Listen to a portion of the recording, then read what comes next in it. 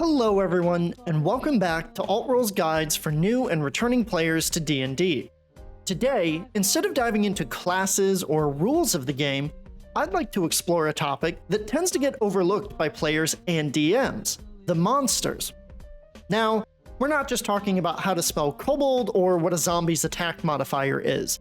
I want to dive into a brief history of the monster, how that history was adapted into 5th edition D&D, and, most importantly, how this lore can help game masters make their combat encounters better.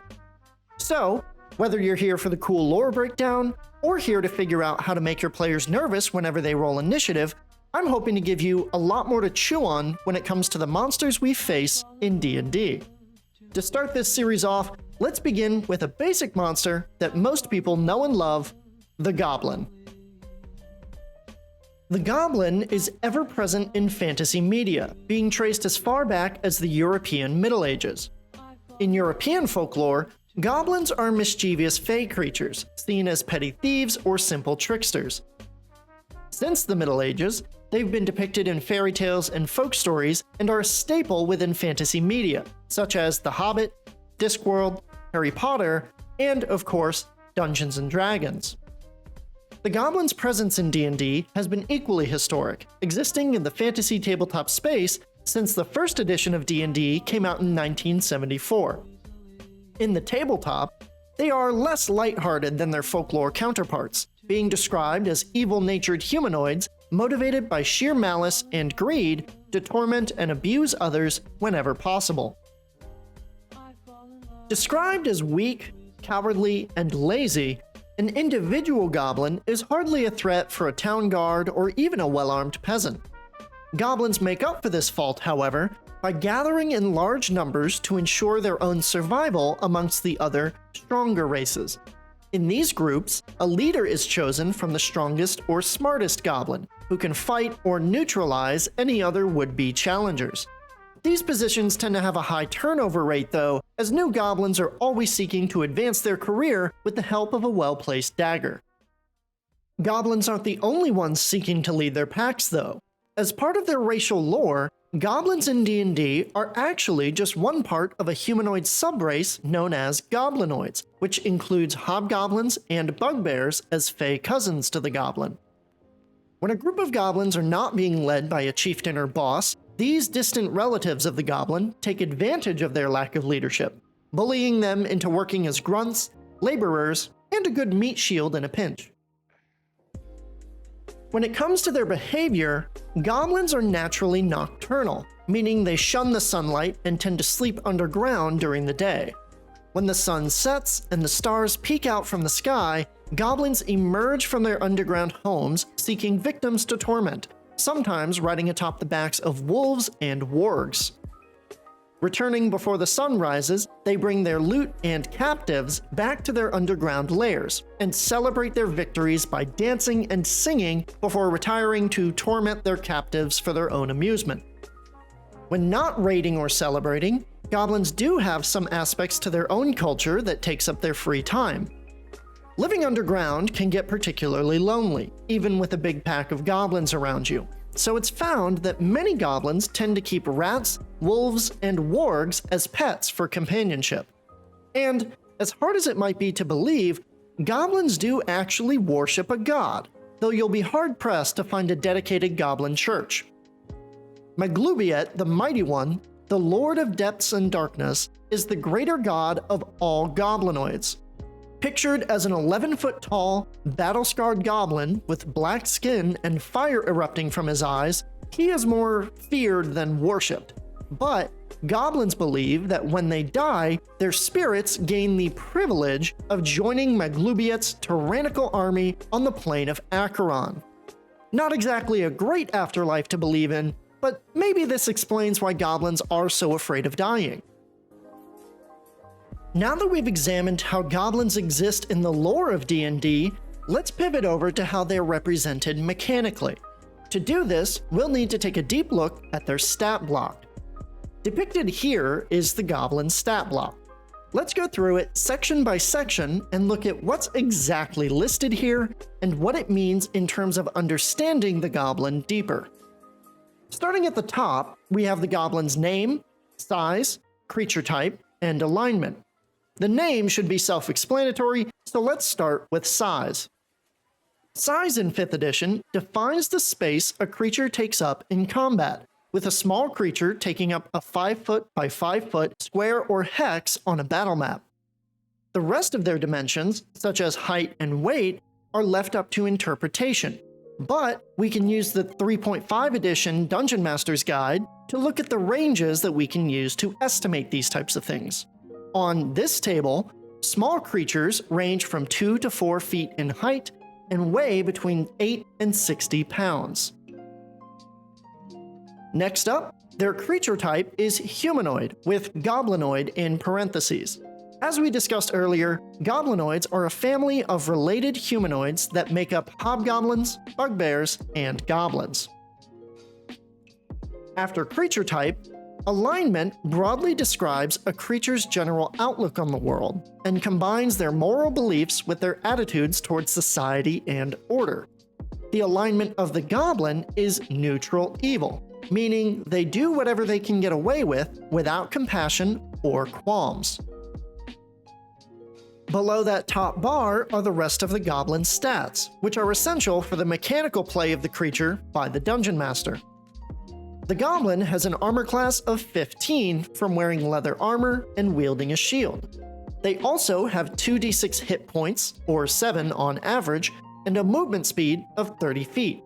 I'll also point out that because that 15 armor class comes from wearing armor and wielding a shield, the goblin's armor class when wielding two-handed weapons such as a short bow is only 13. Looking at the rest of the goblin's stats, we see that they have 8 strength, 14 dexterity, 10 constitution, 10 intelligence, 8 wisdom, and 8 charisma. With 10 being the average for an ability score, this generally means that goblins have high dexterity, average constitution and intelligence, and low strength, wisdom, and charisma.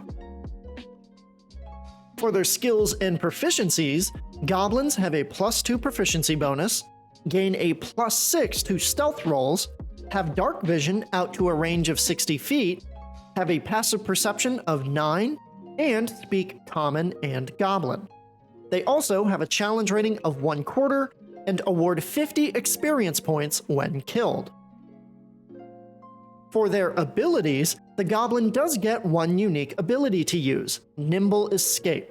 This gives the goblin a bonus action ability to disengage or hide on each of its turns. As for their offensive actions, the goblin is typically represented with 2 weapons, the scimitar and short bow. These weapons both have a +4 to hit and deal 1d6 +2 slashing or piercing damage on hit, which averages out to 5 damage per hit. Now lastly, one thing not explicitly listed in the books is the environment a creature is typically native to. When using online resources, we can see that there are certain environment tags that indicate what places the party is likely to find this monster in. For goblins, their tags indicate that they can be found in forests, grasslands, hills, or the Underdark, aka anywhere underground such as caves, caverns, or dungeons. Now, you're probably thinking, Bill, I know how to read a stat block. This isn't really helping me. And I hear you. But if you're seeing how much longer's left in the video, you know that we're not done yet. Now that we've examined what's laid out in the stat block, we can begin to examine how goblins behave, how they would think, and how to get into the mind of a goblin if you were to use them as a dungeon master. How do we do this? Well, we'll take what we've already been shown in the lore and stat block of the monster and compare that with how that information is intended, referencing tactics and interpretations from The Monsters Know What They're Doing by Keith Amon. Side note, if you want to check out his book for yourself, that will be linked in the description below, as I can't recommend it enough to DMs who want to make combat more immersive. Let's start with the assumptions that are made in The Monsters Know What They're Doing, and then relate these assumptions to the goblin one by one. Then we'll recap all the assumptions together at the end. Let's start with our first assumption. Most creatures want first and foremost to survive. If it's seriously wounded, it will try to flee combat. Exceptions to this are fanatics or intelligent beings who believe they'll be hunted down and killed if they do flee. Now, seriously wounded can mean different things to different DMs, but with an average of 7 hit points, a safe bet for the Goblin would be to say that if they were reduced to between 1 to 3 hit points, a Goblin would reasonably begin to flee combat. If it isn't possible to flee, the Goblin may attempt to surrender or grovel for its life until it finds an opportunity to escape. Next up, let's analyze the Goblin's mindset, starting with alignment. On the scale of good to evil, good creatures tend to be friendly to others, whereas evil creatures are hostile to others. On the scale of lawful to chaotic, lawful monsters may try to capture or non-lethally subdue others, whereas chaotic monsters may kill them. Since goblins are neutral evil, we can assume a few things about their behavior. Firstly, since goblins are between lawful and chaotic, they have a 50-50 shot of either capturing or killing those they defeat in battle. Meaning, if the party gets defeated, it's the DM's call as to what happens to them afterwards. Secondly, since goblins are evil creatures, they will be outwardly hostile to other creatures, especially good ones. Continuing with their mindset, let's dive into some of their mental ability scores. Goblins have an intelligence score of 10. Based on Amon's guidelines, a creature with an intelligence of 8 to 11 is unsophisticated in its tactics and largely lacking in strategy, but it can tell when things are going wrong and adjust to some degree. So for example, if a goblin is shooting a bow at a character behind cover, rather than continuously missing and wasting ammunition, the goblin will see that this attack is not working and attempt to outflank or force the creature out of cover in some other way. Goblins also have a wisdom score of 8. Creatures with wisdom of 8 to 11 will choose targets indiscriminately, not possessing enough wisdom to tell when a target might be too much for them to handle.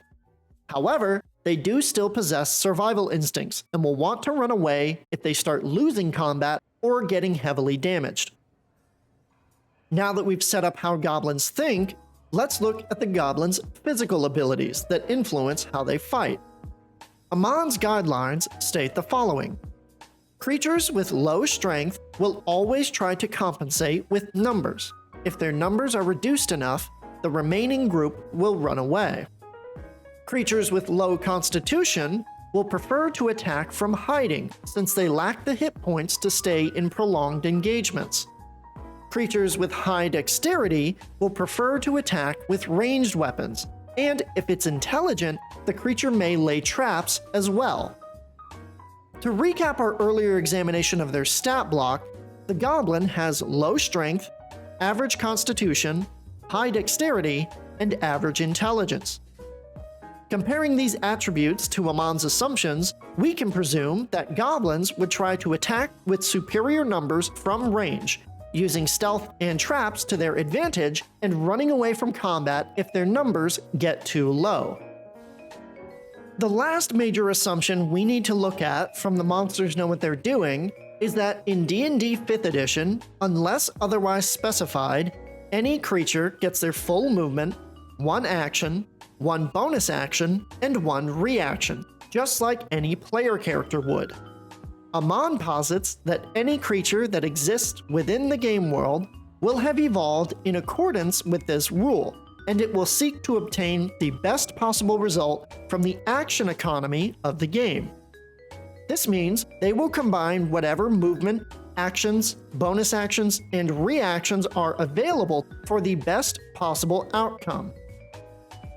For goblins, this means that they will seek to utilize their nimble escape bonus action whenever possible on each of their turns, as this is the only real bonus action they have available.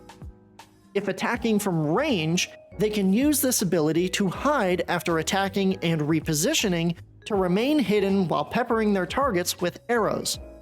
If attacking in melee, goblins can use this ability to disengage from a target and move away, goading their opponent into overextending. So with all of these assumptions laid out and applied to goblins, what do we know now about how to use them? Well, first, goblins ambush enemies from stealth with hit-and-run tactics, especially in the darkness, thanks to having a +6 stealth modifier and having dark vision. They sometimes ride on top of wolves or wargs as well, which gives them a speed boost and increases their danger a bit for higher level parties. Second, goblins prefer to attack from range, only engaging in melee if in darkness or forced into close quarters combat. If attacking from range, they'll try to use their bonus action to hide after attacking and repositioning in order to get advantage on their next attack.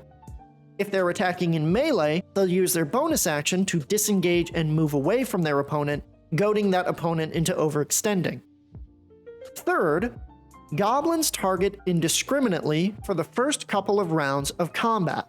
But if their attacks aren't connecting or doing a lot of damage after 1 to 2 rounds, they may begin to switch to other targets that look easier to hit. Fourth, if an individual goblin is reduced to 1 to 3 hit points, or if a group of goblins is reduced to half their starting number, the goblin or group of goblins will attempt to flee combat. If they are unable to flee, the goblin or group of goblins will try to surrender instead. Lastly, if goblins win a combat encounter, they will begin celebrating and dancing, then make an impulsive decision on whether to take their foes as captives, kill them, or take all their gold and leave them where they are. Now, these behaviors assume that the goblins are being led by other goblins, but as stated earlier in their lore, goblins can often be bullied into working for other types of creatures, such as hobgoblins or bugbears. While we won't delve into those monsters in detail here, it's important to note that if being commanded by another type of creature, the goblins may deviate from what they want to do out of fear of their commander.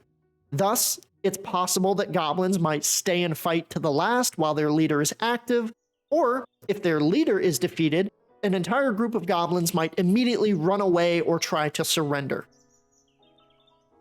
So that brings us to the end here for the goblin.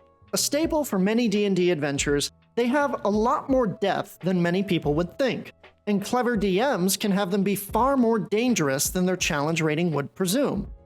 Now, as someone who loves running lower level campaigns, I adore using goblins in this way. And I think that if you truly leverage their lore and innate cleverness, they work really well as a tangible threat that can keep your players interested in the game far beyond levels 5, 6, or even 7.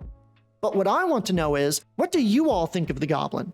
If you'd like to chat about it with us, you can do so over on the Altworld Discord, which is linked in the description below. While on the server, you can pop into the courses we run teaching all the basics to D&D. And if you like what we do, supporting us on our Ko-fi goes a long way in helping us keep Altworld going.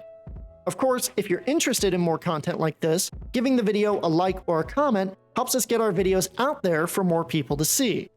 However, that's all I had for you today. Thank you all so much for your time. Make sure to have a great rest of your day, and I'll see all of you next time.